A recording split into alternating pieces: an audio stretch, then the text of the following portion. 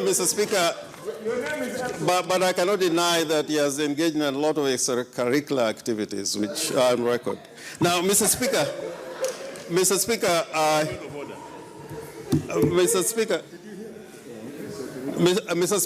if I proceed, Senator Orengo. Yes. Mr. Speaker, let me just get to the point.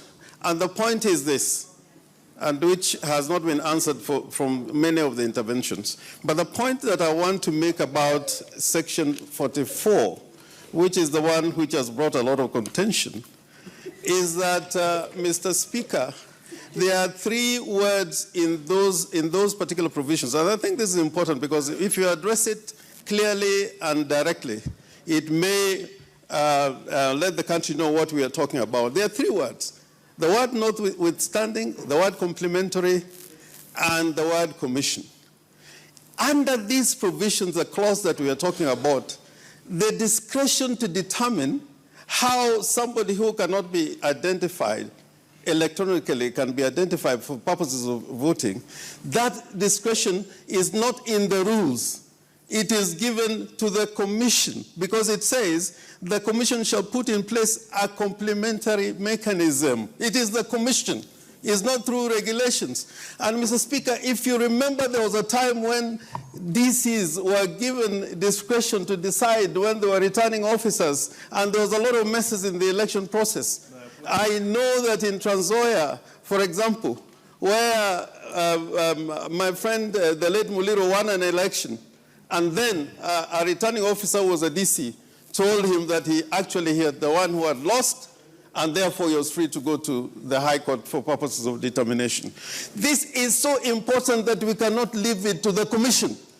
It is a matter that is so important that it is this Senate and the National Assembly that must decide how we elect leaders who become either the speaker or become the leader of minority or the leader of minority. It is not a function that we can give to the commission. And if you give it to the commission also, why are you giving the commission law-making powers? You are telling them to manage elections and also to make rules about how they conduct those elections. If you are in court today, Senator Murkomen, a lot of judges are complaining that you are the ones who make the law. Now, if you fail to make the law definitive and predictable, who is going to save you from laws that have lacunas and to give a lot of people discretion, which they should not be having? Mr. Speaker, because our time is short, I want to see this without contradiction. In this parliament, historically, is the laws that were made in this house that members of parliament themselves have found suffering, tribulation, because we are passing laws quickly without thinking. I remember when Section 2A was being passed, I was the only person who rose in that parliament. We were brought back to the house in this kind of circumstances. And only President Moi and President Kibaki moved, seconded, and we were told no more debate. If you go to the record, I was the only one who spoke. Mr. Speaker, I want to say this. The person that you think is your neighbor will be your enemy tomorrow. I want to say this in this Senate. When I was in danger, it was this Senator Gigi Kariku who saved me. When somebody wanted to detain me. In fact, it was a minister who told me, tomorrow you're going to be detained. It is Gigi Kariku who told me, don't take those words for fun. Run, you're going to be chewed. Now, Mr. Speaker, we are not listening to each other. I beg you, let us listen to each other. This is one country, this is one Kenya.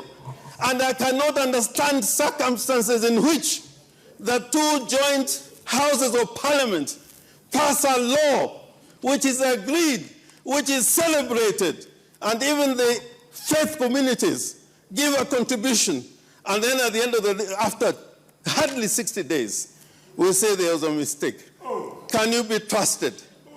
Even if a marriage that you enter in a church, and after 3 months you say, we cannot live together, something is wrong with you.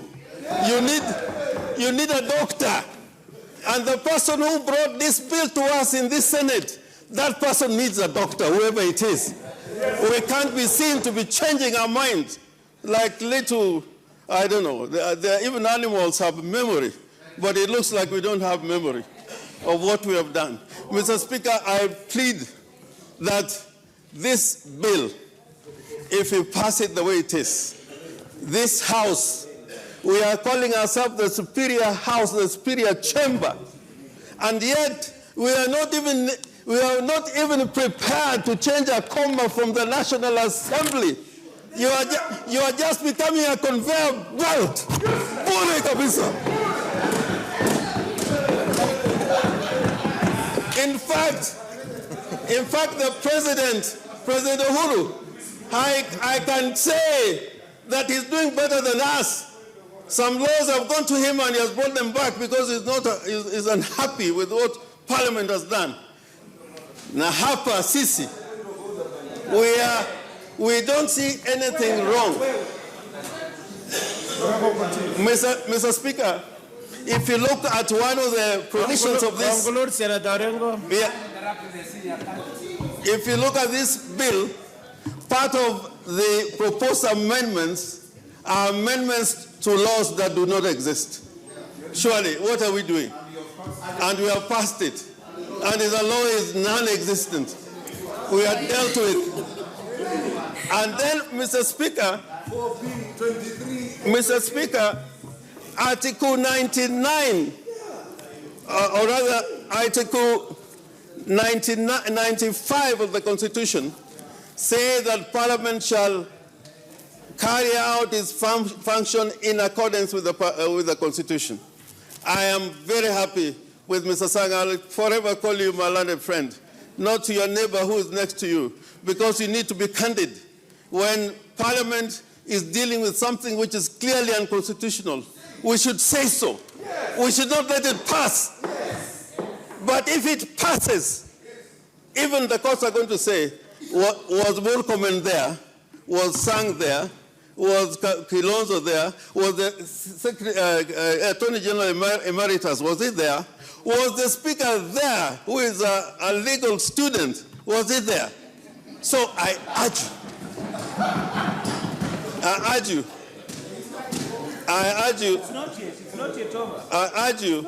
that this bill is only for rejection. And in conclusion, I want to talk to my sister Nyaugenya, Honorable Beth Mugo.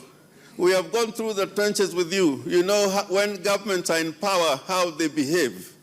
I think probably you can give people on the other side a little education.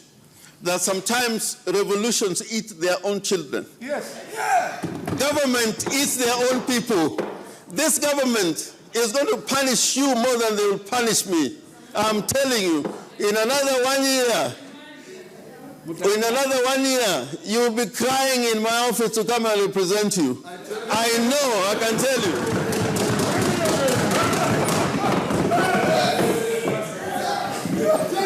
I've appeared for President Kibaki when he was in the opposition about laws which were made here. I've appeared for President Uhuru and Vice President Ruto when Kanu was going away. When Kibaki was taking away his members and making them ministers, I went to court on their behalf. But now that they're in power, they are forgetting. And power, when power gets into your head, I can tell you, you will never remember that one day there's a bigger power, almighty, that will deal with you.